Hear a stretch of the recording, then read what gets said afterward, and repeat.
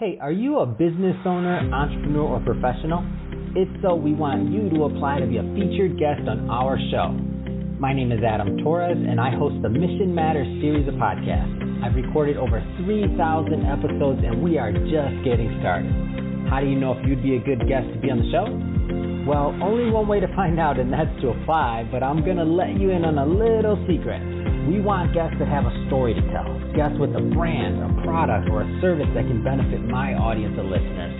If this sounds like you, go to missionmatters.com and click on Be Our Guest to apply. I'd love to talk to you and get to know more about your story.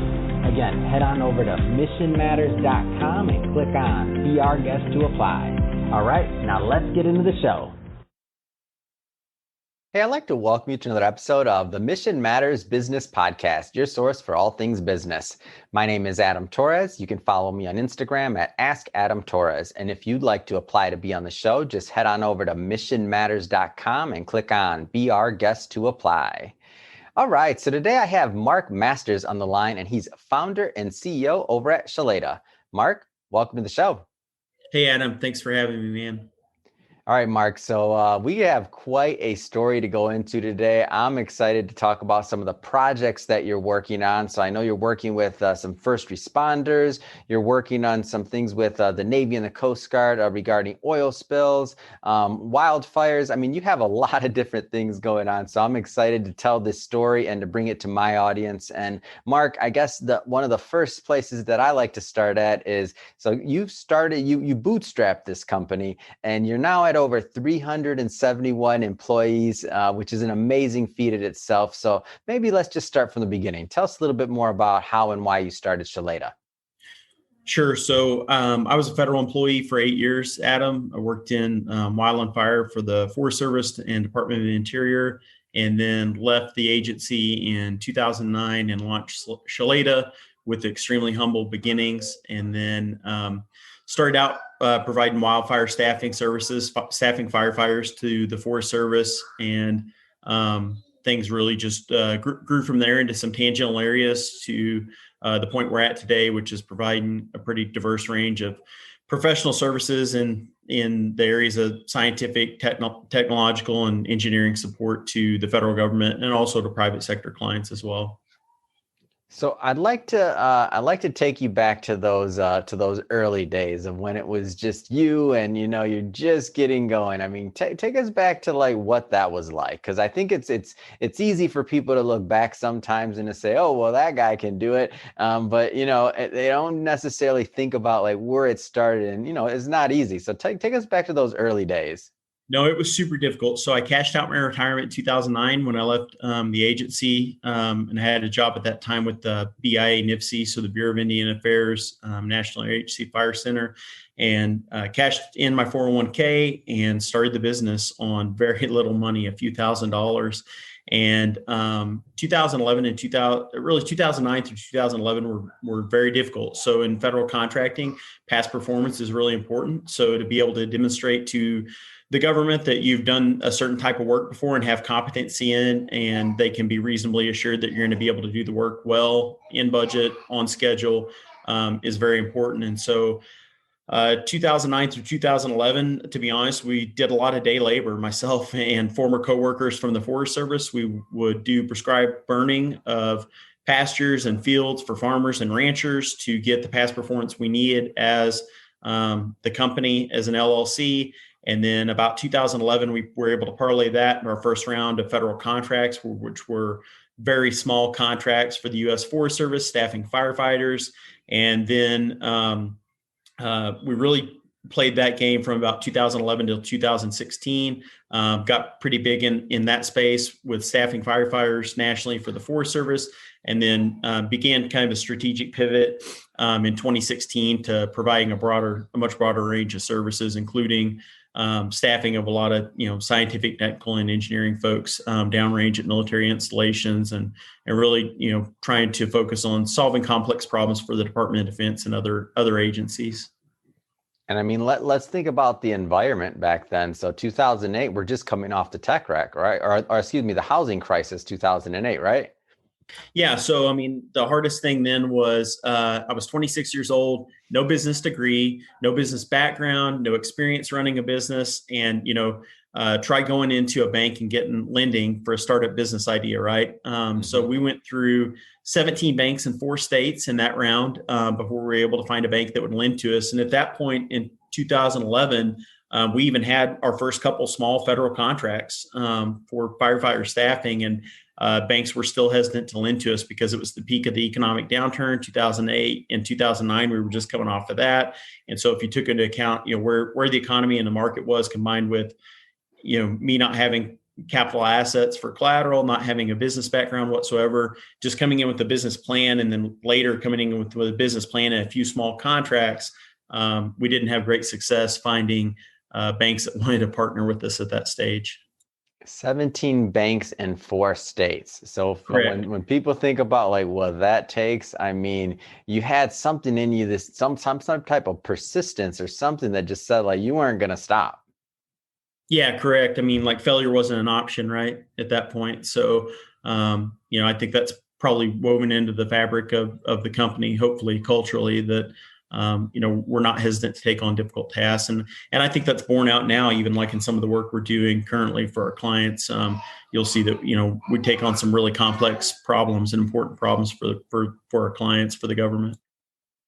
So, there's some entrepreneurs listening to this right now, or would-be entrepreneurs, and there's some people out there that are, some people that are bootstrapping companies, and they're at various levels of success right now. Maybe and we're recording this in 2020, the economy is not necessarily the best. Some of the economic climate, we'll say, depending on what industry you're in.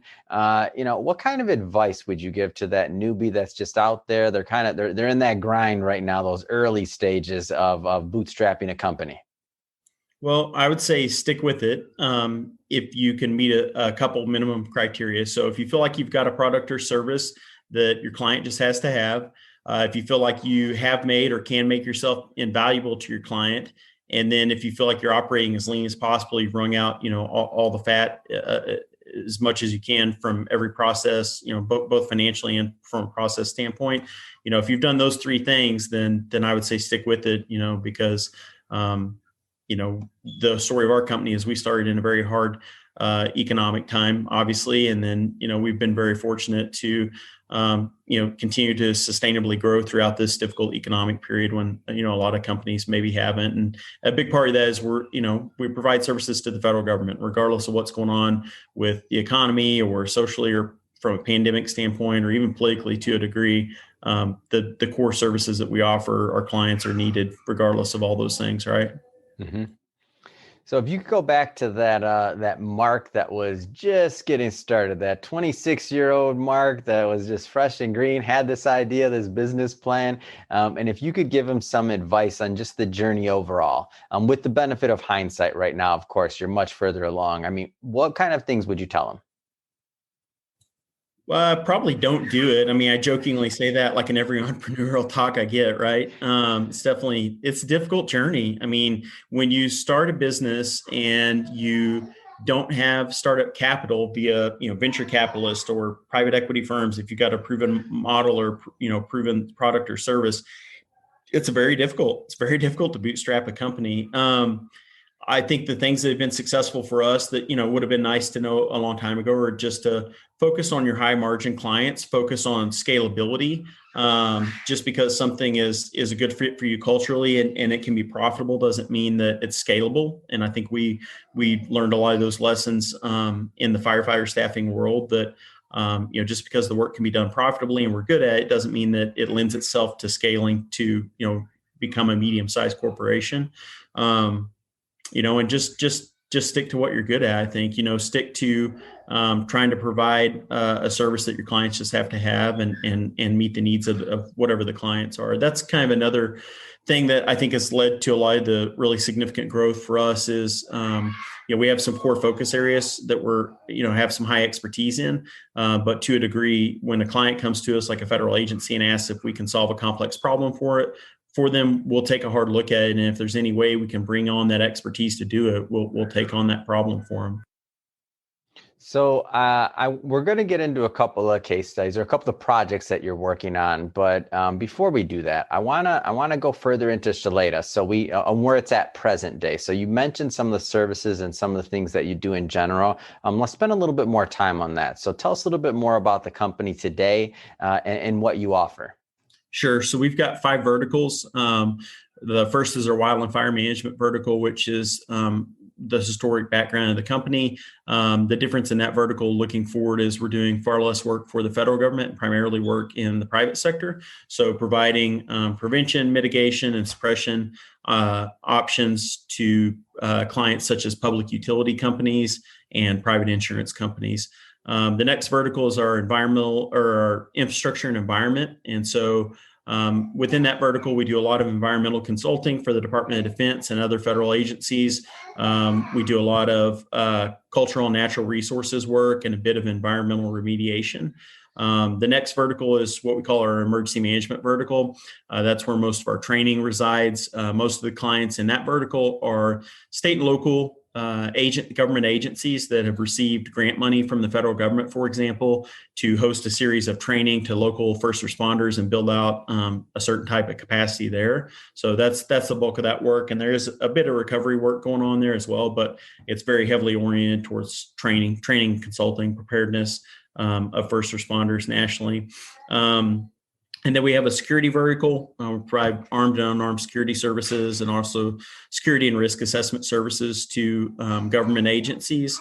And then the last vertical is our aviation vertical, where we're doing some work in staffing pilots for the federal government, also staffing some other aircrew personnel for federal agencies. So let's go into some of these projects that you're working on. So we have time to tackle a couple of them. I know you're a busy guy. So I was even excited just to get you on the show today because I know you're all over the place. So let's start out with let's talk a little bit about what you're doing with first responders around training right now. You bet. So we've got some work ongoing for the Army that I'm really excited about. We are training some National Guard teams known as civil support teams that respond to emergency incidents in the chemical, biological, radiological, nuclear, or explosive realm. These are teams that are based around the U.S. that are managed by state National Guard entities that are actually full-time. And so they're on call and can be called upon 24/7. And they can be called out by a local, government. Could be state police or a fire department that needs assistance, or it could be, the FBI or other federal agencies that call upon them. And, really the way to think about it is the CSTs respond when there's a really unknown hazard to the environment or to people. And so they've got some really robust testing capabilities with a mobile lab and really robust communications capabilities. And so we've been really fortunate to be doing work starting this year in training some of those civil support teams across the U.S. And so that's been really, really interesting and gratifying work to help make sure that capacity is honed and that those teams are ready to rock and roll when they're called upon, right? Because when they're called upon, it typically means something pretty bad has occurred.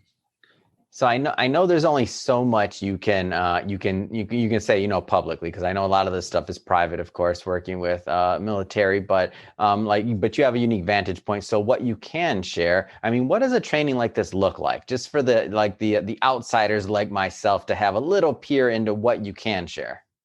Sure. So one of the scenarios that we built up that actually got culled due to COVID that we had to adjust was looking at a state university home football game with like 50,000 plus fans in attendance and running a scenario where there was a biological agent released via an explosive device at the game and coordinating that response between state police, local fire, and the military. That was the initial scenario that we had built up. And then we ended up parlaying that into more of a COVID-safe training opportunity where we went to a military installation in the Midwest that has some facilities that emulate like a residential, typical like suburban kind of area or small town.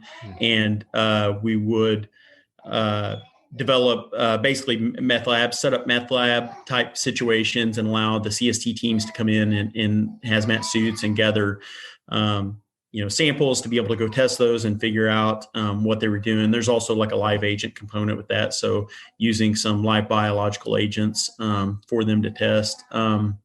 And then, another example is right now we're looking at building up some scenarios around like some fundamentalist domestic terrorism groups, with a hostage situation and a biological agent built into that, like those kind of scenarios.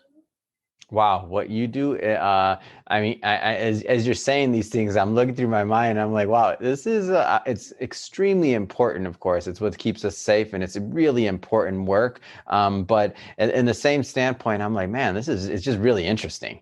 I'm like trying to figure out like what goes into planning a scenario for, a home game like that, or a football game like that. And then obviously, well, I shouldn't say everybody, but many of the people watching have been in football stadiums or other stadiums. So even just thinking that, behind the scenes, there's a company like Chloeta that's out there working on keeping us safe and on training, our military and firefighters and, across the board to make sure that these scenarios are addressed. I mean, it just makes me feel good, just to be honest. No, it's important work. We always say internally, it's work that matters, right? Like we're right there supporting the emergency management and homeland security resources nationally, whether it be federal, state, local, or even tribal, to make sure that they're prepared to respond when something bad happens. So let's move a little bit to the environmental side of things. So I know you're doing some work now with the Navy and Coast Guard on oil spills. So tell us a little bit more about that project. You bet. That focus area is really interesting for us because it's kind of a crossroads of our environmental services. So it includes, an ecology component, a biology component, like an environmental protection component of the oil spills, but it also includes a lot of the emergency management expertise and background that we have too. So managing all the resources that might respond to a domestic oil spill event. So that work we're doing for a couple different federal agencies, and we routinely plan classroom training, but also then we'll follow it on with field-based scenario training where agencies can have an opportunity to interface with local emergency responders and respond to an oil spill and plan how they would handle that situation, exercise their plans that exist. And then more on the environmental side, we also will focus on the recovery of it. So like what the impact might be to the environment, to wildlife, that sort of thing, and what kind of ongoing planning after the initial discharge would be. So that work's really interesting. It heavily involves like the U.S. Navy and the Coast Guard and some other entities domestically here. And we really enjoy that kind of work because it's a good fit for us, both from an environmental and emergency management standpoint. So what is this? So again, I want that vantage point. Like, what does this look like? Kind of what you can share, of course, kind of working on this project. Like, give us some examples. Sure. So we just wrapped up a field-based exercise in North Carolina just recently. And, there were a few months of planning that went into it, and there's some regulatory requirements, obviously, that have to be met by the federal agencies that we're working for. And basically what we're doing is we're helping those federal agencies exercise their existing emergency response plans to make sure they're in compliance with these regulatory requirements. So we spent a couple months planning a simulated oil spill discharge, showed up there at a military base, had a one-day kind of refresher training for the emergency responders there at the military base in the classroom, and then went out the next day and simulated an oil discharge in the bay and simulated them responding to it in all facets from a planning, logistics, financial, and operations standpoint as to how they would contain the oil spill, but also then deal with the ongoing environmental recovery aspects of it as well, and do that interfacing with local agencies, including local first responders. Yeah. And I'm just trying to get an idea, like scope, like how many people participate in some of these things? Because in my mind, because I'm from, again, the outside, I'm thinking like movies. All I could think of is movies as you're saying this. Like I just watched Tenet and I'm like thinking about all these like things that are happening. So tell us a little bit about that. Those projects are pretty small, to be honest. The oil spill ones usually. We It depends on the installation. It depends on the simulated size of the discharge. We can do what's called a worst case scenario discharge, which we have to do once every 3 years for these clients. But, we'll go out there with a pretty small team of experts on our side. So we have a lot of retired Coast Guard, a lot of retired military, retired FEMA folks that work for us as instructors. They'll go out there with maybe a five-person instructor team, and they'll facilitate an exercise that on the low end, there may only be 10 to 20 students. On the high end, there could be hundreds of people involved in a really complex exercise. We did some exercises prior to COVID, I guess about a year ago, out in Southern California, and those were large-scale, functional, and full-scale exercises with hundreds of participants. So, we had maybe like a 10 or 12-person exercise team of very experienced, mostly retired emergency responders. And then, that was a multi-day event. So that went on 3 or 4 days with several hundred participants involved in the scenario. Let's get into what the work that you're doing in another one of your verticals, working for insurance companies, specifically around wildfires. So I'm out in California, and in LA, and wildfires and all this. I mean, it's a thing. And I'm from the Midwest. So I'm from Michigan originally, so I didn't even really know this stuff existed till I moved out here years ago. But then when you see it and you see how it actually affects the environment, the people, the danger of it. I mean, I didn't know because I was from Michigan. We didn't have them there. Only on TV you see things, but when you see it in person and when you see the devastation, I mean, it's a big deal. So let's talk a little bit more about that and the work that you're doing in that vertical. Wildland fire. You're right. A lot of that work is heavily centered on California, and there's a huge wildfire problem in America right now, obviously, right? It doesn't matter what your viewpoint or political opinion is of climate change. We can look at scientific data and see that fires are increasing in severity and magnitude and occurrence. Like that's a fact. We know that. So one area where we've had a lot of success over the last several years is providing private wildland fire protection services to private sector entities such as insurance companies. So what that practice area looks like is we've got a number of insurance carriers that we work for, and we provide really the full range of services for them to mitigate the risk. So prevention, mitigation, and also response. So on the prevention side, we have products which we call community risk assessments. So we've got a team of interdisciplinary scientists, foresters, fire behavior analysts, folks like that, operations experts, and we'll develop plans for insurance companies to assist their underwriters and actuaries in making underwriting and risk decisions based on wildfire. So that's kind of the prevention piece. The mitigation piece is we do a lot of boots on the ground work with insurance carriers to meet with their policyholders.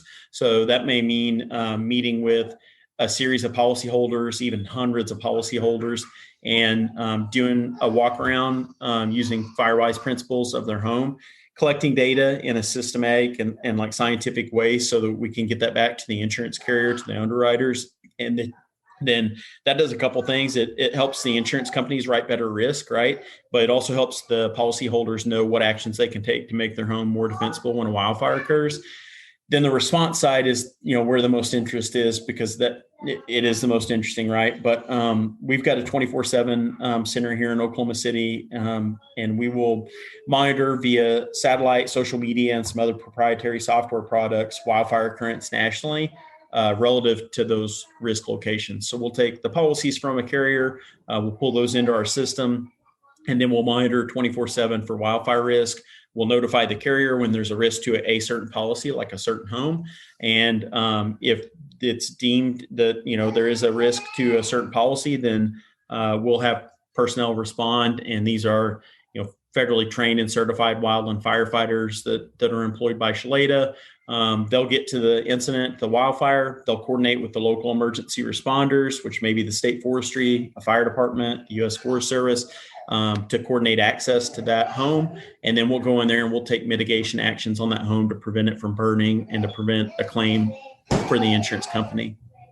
Wow, what an amazing setup. Like, especially for those policy, I mean, it's just so many wins in that scenario. The policy owner wins, like they don't want their home to be damaged by this. If they can have that, it's like having their own A team that comes in to save their home, like to save the day. Like it's an amazing thing. Then the insurance company wins because they don't want that claim, like for the cost wise, because then, everybody loses too there too, right? The more that, have padding claims, the higher the premiums. I mean, we know how that works. And then obviously, Chloeta wins too, because they're doing a great service. They're protecting people. They're protecting, their valuables and their lives. I mean, it's just an awesome thing. Yeah, it's a very emergent market, over the last decade or less, and there is some controversy there too. I mean, there's a perception that maybe folks that have a higher income or a higher value of home will receive a better level of protection. And, our response to that would be that a lot of the work we do for these insurance companies, these are very average, middle class homes. I mean, yes, there are the homes that we protect that are, high net worth individuals, but there's a large number of those homes that they're just common, just ordinary folks, ordinary middle class folks. And then the other like controversial point in providing that service is sometimes interfacing with the local first responders can be a challenge. So there's been some bad actors in the industry, and so we're all for regulatory requirements that weed them out as one of the larger players in that industry. But the only way that the business model works is if the coordination actually happens with the local emergency responders from a safety standpoint to make sure that they know our personnel are in the area, that we've got common frequencies and can communicate with them, and that they're aware that we're there as a stakeholder to provide a service as a private sector company, and we're not there to compete with them in any way or make their job any more difficult. That we want to be fully transparent in what we're doing there. What kind of responses have you heard from this, like from the service or just in general? Because you're talking to the policyholders. I mean, you're just really full service. You're obviously dealing with the insurance company. I mean, I think it's an amazing thing. What kind of responses have you heard from the different stakeholders in this? The policyholders are typically really appreciative, just for them to know that someone is there at their house, looking just at their house, because, a lot of folks don't want to hear this or don't think about it. But the reality is when a large wildfire occurs, agency resources are strapped. And so that's where we fill a void. We fill a gap in that, if you've got 100 homes in a subdivision that are threatened and you've only got 20 public fire engines, I mean, at the end of the day, there's only so many of those homes that can be saved. And so that's a difficult pill to swallow for a lot of folks, but I mean, that's reality. And so there's a gap there for sure. And the insurance companies have determined that. And if they can hire a company such as ours to get in there and take some, mitigation actions on the home and, try and prevent it from burning, then it's money well spent for them. And the kind of stuff we're doing, I mean, we're not attacking the fire directly. We're not doing any direct or indirect attack on the fire itself. Typically, what we're doing is we're just there to take mitigation actions on that home before the fire gets there. So doing things like cleaning the gutters of needles and leaves, turning on the sprinklers, moving firewood off the patio, just small things that we can do in the minutes before or hours before a fire arrives to give that home a better chance of survival. I mean, it makes total sense. And it's things that like the homeowner, like you can't do, like, even like you just said, cleaning the gutters, like all this, like if you get that, if when something happens, these wildfires happen and you're looking at the TV and you're worried about like, all right, it's time to save my life. Do we need to leave now? You're not just as a homeowner thinking, all right, let me, like those things you just mentioned, let me move the firewood, let me clean the needles off the top of the roof, let me make sure the gutters are, like all these things, like you're not doing that. And they're actionable things that you're not trained or expected to know or to go out and do. It's not realistic. But you're right. It does take a lot of coordination between the authority having jurisdiction of the wildfire, the policyholders, and the insurance company, the carriers as well, plus obviously our folks on the ground. But, once again, the only way the business model works is transparency and coordination with the emergency, the public agency, emergency services folks on the ground. So we're heading into 2021 next. So we're recording this in December of 2020. So what's next for Chloeta? I mean, are you working on a lot of verticals? I mean, the company's growing, doing great. What's next? I think for the next year, we're really going to double down on our homeland security work. We've done a lot of work in public health, and obviously that's been amplified with COVID-19. But we'll double down on continuing to provide our homeland security services and also our environmental services, especially taking on the challenge of climate change head on and helping federal agencies plan for that, both from an infrastructure and an environmental standpoint. Those are areas that we're definitely doubling down on in the next year. Awesome. So if somebody's watching this, Mark, and they want more information on Chloeta or to connect with you and your team, I mean, what's the best way for them to do that? They can either call 877-CHLOETA, so 1-877-CHLOETA, or just go to chloeta.com and send us a message on there, and we will get back to you. But if there's, government contracting officers that are looking for services, looking for the types of services that we can provide, we would urge them to contact us. If there are insurance companies, carriers, or brokers that are interested in learning more about the wildfire protection services we offer, we definitely would encourage them to contact us so we can get them more information. Fantastic. Well, Mark, really appreciate you coming on the show today and sharing more about your background and this amazing, really entrepreneurial story of starting from, yourself and providing services to now a company over 370 employees, and growing, and all the great, and just the service you're doing over at Chloeta, helping protect us, even those that didn't even know you were helping protect us from some of these threats. So appreciate that, and the environment with the oil spill and the whole environmental vertical. So lots of great work you're just doing over there at Chloeta, and I was happy to bring this to my audience and to help that story get out there. So again, thank you for coming on the show. And to the audience, as always, thank you for tuning in. If this is your first time watching or listening to us on our podcast, definitely don't forget, hit that subscribe button. We definitely love you to be a return viewer and listener. And Mark, thanks again for coming on the show. It's been a pleasure. Yep. Thank you, Adam.